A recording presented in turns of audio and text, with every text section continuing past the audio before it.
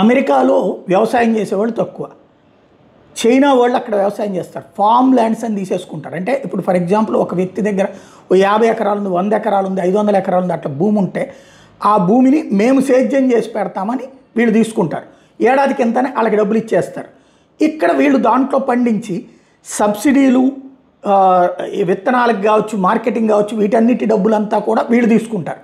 Beneficiaries ఏమో అలాంటి సేద్యం చేసే సంస్థలు, కొంతమేర బెనిఫిట్ పొందేదేమో సదరు అమెరికా భూ యజమానులు.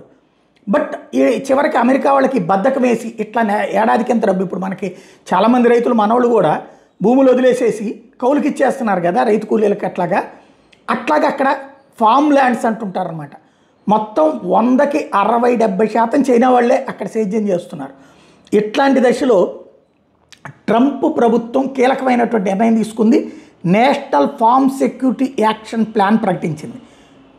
ఇప్పటిదాకా తీసుకున్న వాళ్ళు ఓకే, కానీ భవిష్యత్తులో Chinese communist party linked farm land purchases కానీ, అంటే భూములు కొనుగోలు అమ్మకాలు కూడా నిషేధం విధించారు.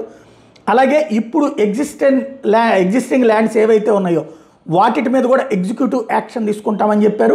25% అలాంటిది, అంటే చైనా సంస్థలు, చైనా రిలేటెడ్ సంస్థల మీద పెనాల్టీ వేస్తాము, వాళ్ళకి దగ్గర నుంచి ఇంకొక 20% సుంకాలు వసూలు చేస్తామని ప్రకటించారు.